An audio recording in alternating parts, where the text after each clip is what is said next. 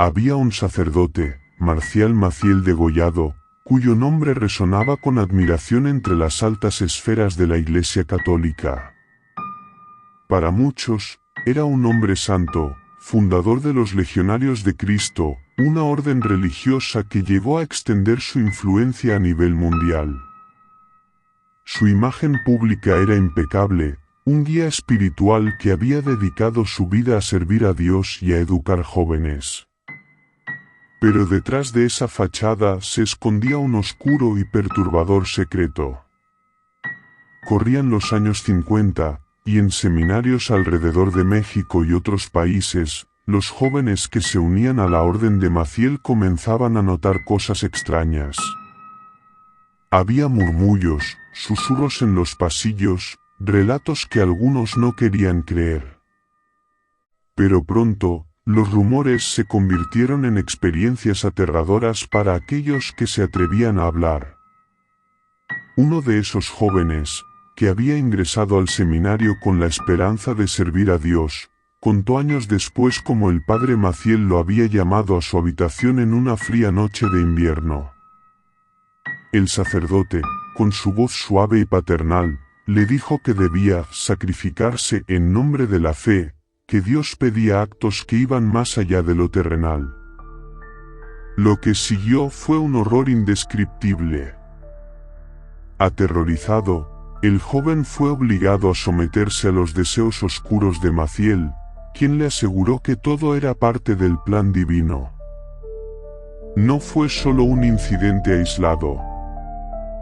Otros seminaristas también relataron experiencias similares, pero el miedo a desafiar la autoridad de un hombre tan poderoso los mantuvo en silencio.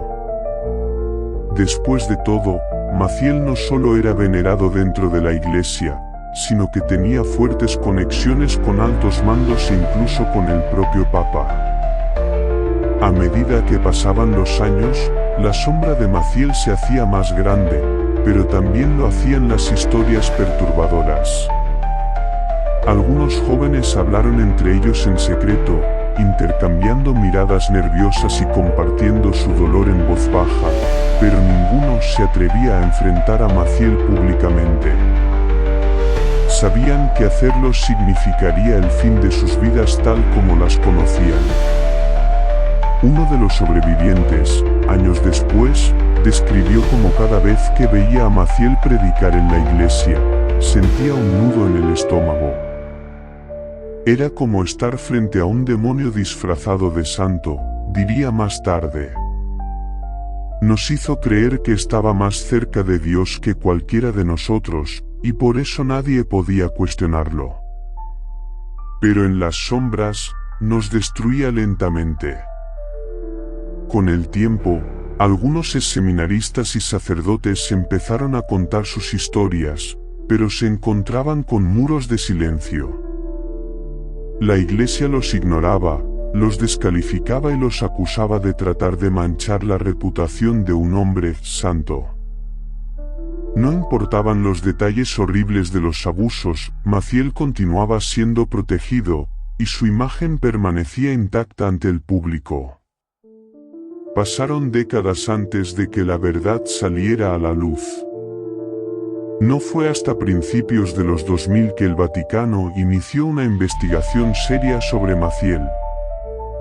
Lo que descubrieron fue un entramado de abusos sexuales, manipulación psicológica, y una vida secreta llena de hijos ilegítimos y actos inmorales, todo encubierto por la influencia y el poder que había acumulado a lo largo de los años. Pero, para entonces, ya era demasiado tarde.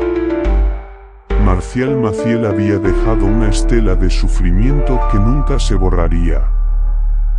Sus víctimas, algunas ya mayores, cargaban con cicatrices invisibles que nunca sanarían completamente.